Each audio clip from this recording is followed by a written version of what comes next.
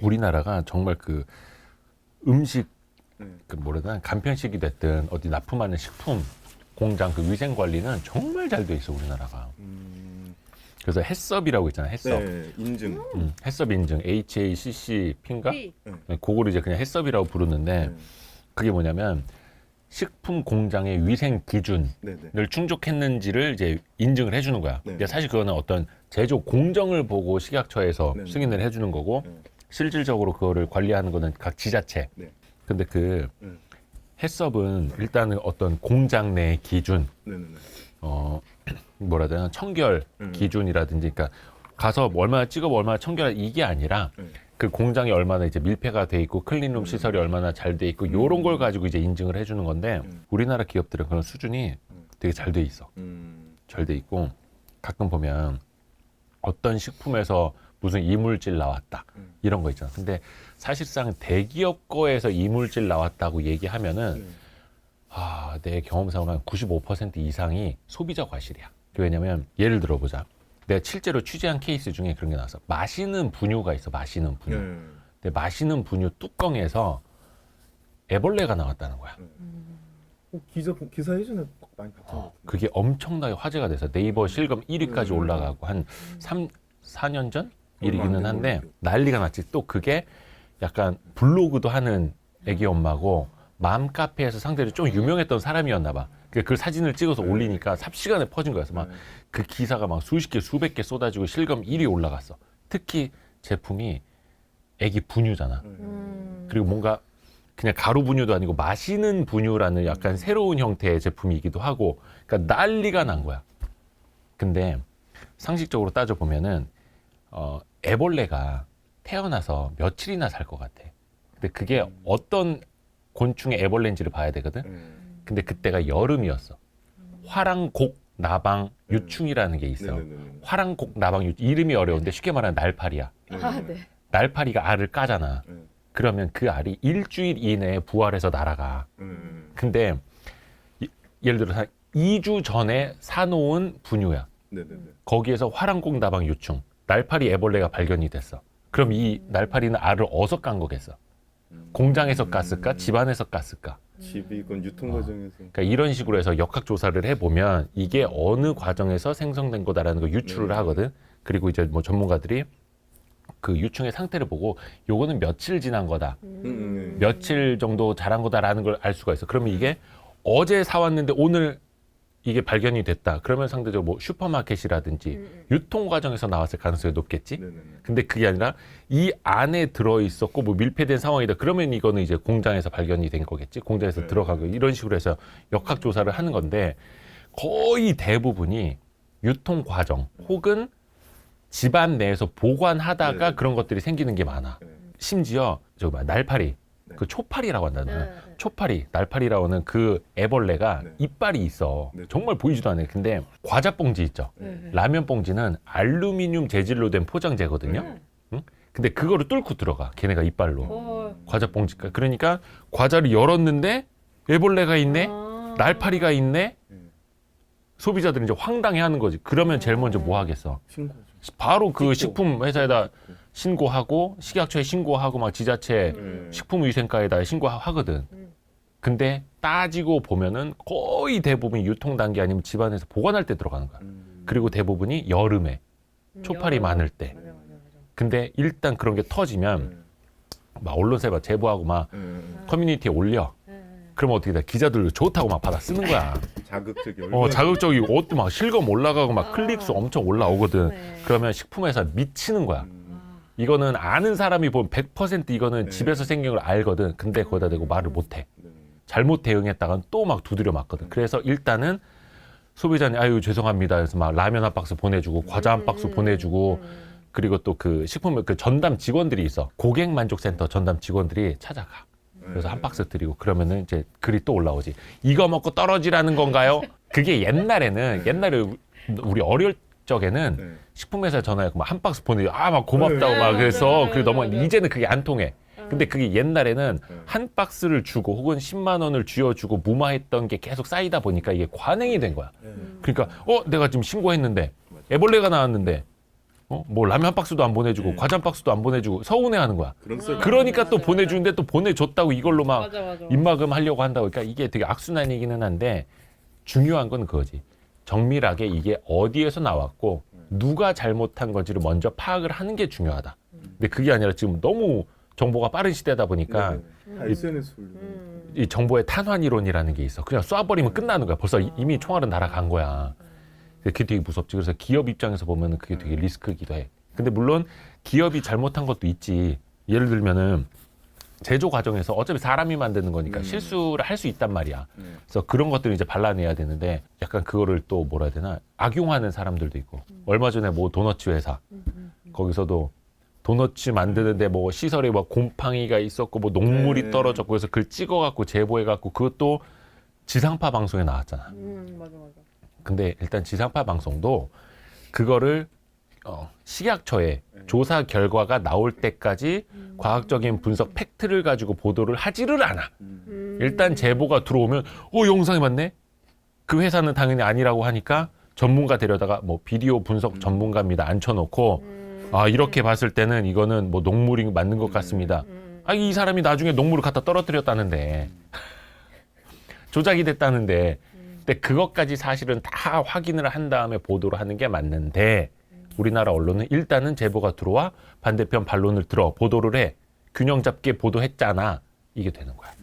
그러면 반대로 내가 그 기업주 입장이야. 경영주 입장이야. 혹은 그 회사 주주 입장이야. 화한장하는 거지. 실제로 그 때문에 그 탤런트 김영애 씨 황토팩 사건 있잖아. 왜? 이영돈 PD가 예전에 소비자 고발이었나 아니면 그거 종편으로 옮겨서 한 건지 소비자 고발 때 한 건지는 모르겠는데 황토팩에서 그 쇳가루가 검출됐다. 그래서 황토팩을 쫙 깔아갖고 그 안에 있는 황토를 가지고 자석을 해보니 자석에 쇳가루가 들러붙더라. 이 황토가 자석에 들러붙는 거예요. 그러니까 황토 안에 쇳가루 성분이 있는 거다. 이거를 대대적으로 보도를 했어. 그러니까 바로 막 이거 유통업체에 깔려있던 거 다 리콜 들어오고 안 팔리고 또 막 고발도 당하고 그래서 그 직후는 아닌데 몇 년 지나서 그 탤런트 김영애 씨가 암으로 돌아가셨어. 그러니까 스트레스도 너무 받았겠지. 근데 몇 년간의 송사를 통해서 결과적으로는 원래 황토에는 쇳가루 그 정도 성분이 들어있다. 이게 뭐 제조 과정의 문제도 아니고 과실도 아니다 이렇게 밝혀졌어. 근데 결과적으로 이 사업은 망했어. 김영애 씨도 뭐 몇 년 지났지만 돌아가셨어. 그래서 지금도 그 언론 그런 행태에 대한 비판이 아직도 이어지고 있거든요. 근데 그런 관행이 지금은 없느냐? 지금도 똑같이 있어. 아까 얘기했던 내가 마시는 분유 있잖아. 거기서 애벌레 나왔던 거. 그게 너무 막 실검에 올라가고 하니까 내가 식약처 담당 과장한테 전화를 해봤어. 그러니까 막 과장이 당연히 이슈는 알고 있죠. 그래서 과장님 지금 되게 바쁘시죠? 막 죄송해요. 너무 정신 없으실 텐데. 그러니까 아니래. 안 바쁘대. 기자한테 전화가 처음 왔다는 거야. 이미 다 보도. 식약처 식품위생 과장이 아무도 그 그러면... 기사가 수십 개 수백 개가 쏟아지고 실검 1위에 올라갔는데 이걸 확인하려는 기자 전화가 처음 왔다는 거야. 내가 더 어처구니 없지. 그래서 과장님 이거 어떻게 된 거야? 그러니까 일단은 그런 경우가 생기면 지자체 있잖아. 뭐 서울시 무슨 구청 아니면 뭐 어디면 시, 어디 담당 식품위생과에서 먼저 현장 방문을 해. 그래서 그거를 제품을 사진을 찍고 수거를 하고 이게 몇 월 며칠 어디에서 사신 거고 집에 며칠을 보관을 했고 이렇게 거꾸로 조사를 하는 거야. 그다음에 유통은 어디서 했고 식품은 어디에서 어떤 환경으로 만들어졌고 또 식품회사들은 로트 번호별로 나중에 분류를 해놔. 만약에 여기서 문제가 생겼을 경우에는 이 날짜, 이 식재료들, 이 라인에서 만들어진 로트별로 분류를 해. 그러면 여기에서 발견됐다. 이 로트에 해당된 거 다 회수를 하든가 판매 중지를 하든가 하도록 하기 위해서 다 관리를 하거든요. 근데 식약처 과장님이 이 기자님 전화 주셨으니까 얘기해 드리는데 이런 경우가 1년에 몇 번이나 있을 것 같냐고. 몇 번 있을 것 같아. 그런 이거 식품 위생 신고, 식품 위해 신고 그 번호가 따로 있어. 전화번호가. 그게 식약처라든지 아니면 지자체 다 들어가는 게 1년 토탈로 합치면 그 건수가 5천 건이 넘어요. 5천 건이요? 특히 이물질 혼입 신고만 5천 건이 넘어. 하루에 몇 건씩 오는구나. 그래요. 하루에 몇십 건씩 들어온다는 얘기야. 근데 그 대부분이 소비자 과실, 혹은 유통 과정에서 예를 들어서 내가 뭐 박스를 샀는데 뭐 쥐가 뭐 이렇게 슈퍼 밖에 싸놓잖아. 근데 밑에서 뚫고 들어가고 막 이런 경우도 있었어. 근데 소비자들은 뭘 생각하느냐? 슈퍼 바깥에 박스로 쌓아놔 이거 생각 안 해. 그냥 식품 회사에서 들어갔다. 대기업 제품에서 쥐가 나왔다 이러는 거야. 그러니까 미쳐버리는 거지. 그러니까 이거는 이런 이야기를 하는 건 알고 봐야 되고 물론 공장에서 대기업도 실수를 할 수가 있어. 잘못한 케이스도 물론 있었지. 근데 정확한 팩트를 알고 공격을 하고 정확한 팩트를 알고 비판을 해야 된다는 거야. 그게 다시 돌고 돌고 돌아와서 보면 그게 바로 투자한 사람들, 주주들의 피해로 돌아올 수 있기 때문이야. SPC 그룹 얘기해 줄까? 네. SPC 그룹 얘기할 거 많은데 SPC 그룹이 진짜 숨겨진 알짜 기업이고 알짜 재벌이야. SPC가 뭐 물론 지금 뭐 갑자기 얘기하는 거니까 뭐 정확한 재무 상태는 생각이 안 나는데 상장사는 그 계열사 중에 딱 하나가 있어. SPC 삼립. 옛날에 삼립 호빵, 삼립 식품. 근데 그거는 원래 그 허영인 회장이 제빵왕으로 유명하잖아. 옛날에 제빵왕 김탁구 그 드라마의 롤 모델이 뭐 그 모델이 허영인 회장이라고 그래서 제빵왕으로 불리는데 형님하고 허영인 회장하고 각각 하나씩 물려받은데 형님이 물려받은 게 삼립 식품이었고 그건 상장사야. 근데 동생이 조금 안 좋은 거를 물려받았는데 훨씬 더 키운 거야. 근데 삼립 식품이 경영이 안 좋아져서 이 허영인 회장이 인수를 한 거야. 그래서 어떻게 하다 보니까 그 상장사가 SPC 삼립이라 하나 이제 갖게 된 건데 SPC는 상장을 안 해요. 상장을 할 필요도 없어. SPC 그룹 자체가 왜일 것 같아요? 상장을 왜 합니까? 돈 받으려고. 그치. 투자금이 필요할 때 추가로 우리 회사를 확장을 하기 위해서 성장을 시키기 위해서 돈이 필요하니까 투자자들한테 공개적으로 모집하는 공모행위잖아. 근데 SPC 그룹은 공모를 할 필요가 없어. 왜냐하면 여기는 프랜차이즈야. 우리가 알고 있는 파리바게뜨, 파리크라상, 던킨 도너츠 또 뭐 있어? 그 무슨 뭐 떡 만든 뭐 떡도 있고 뭐 하여튼 많아. 근데 그게 다 프랜차이즈야. 프랜차이즈란 뭐겠어? 어디 명동 비싼 땅에 강남 비싼 땅에 매장을 내도 내 돈으로 내는 게 아니야. 회사 돈으로 내는 게 아니라 그 가맹점주가 임대료를 내고 가맹점주가 인테리어를 해서 이 회사에다가 물건만 사다가 파는 거야. 그럼 이 회사 약간의 컨설팅을 해주고 인테리어 같은 거 협의를 해주고 제품을 이렇게 파셔야 됩니다. 교육을 하고 재료비를 받고 뭐 라이선스 피를 받고 이런 거를 하는 거거든. 그러니까 프랜차이즈 본사는 따로 상장을 할 정도로 공모를 크게 받을 필요가 없는 거야. 왜냐하면 그냥 가맹점주만 해주면 거기서 가맹비 처음에 얼마를 받고 매월 얼마를 받고 이렇게 되니까 캐시플로우가 너무 좋지. 그러니까 상대적으로 프랜차이즈는 상장할 필요도 없고 그래서 SPC는 지금 돈을 엄청 벌었잖아. 그래서 거기 아들 둘이 있어. 지금 전문가? 부사장으로 승진했던가? 거기도 형제가 있어, 형제. 그 형제가 지금 안에 들어와서 임원으로 이제 경영 승계를 받고 있고 한데 허영인 회장의 와이프도 옛날에 좀 구설수에 많이 올랐던 게 뭐냐면 브랜드 있지. 브랜드 사용권을 자기가 갖고 있었어. 그러니까 계열사들이 벌어들이는 돈의 일정 부분을 이 허 회장의 와이프한테 줘야 되는 거야. 왜? 그 브랜드를 이 사람 이름으로 등록해놨으니까. 그래서 이게 예전에 국정감사까지 올라가고 사회적 비판이 되게 많았어요. 이거는 약간 너무 우회해서 그냥 뭐 일감 몰아주기처럼 그렇게 부를 이제 가져간다 그래서 그거는 나중에 시정을 했어. 그래서 다시 이 브랜드 사용권을 회사로 갖다 놓고 그래서 이제 외부에서 원체 이제 프랜차이즈 업이라는 게 저기 소상인들, 자영업자들하고 다 연계가 된 거다 보니까 여기에서 갑질을 벌이면은 이게 파급 효과가 엄청나게 많아져.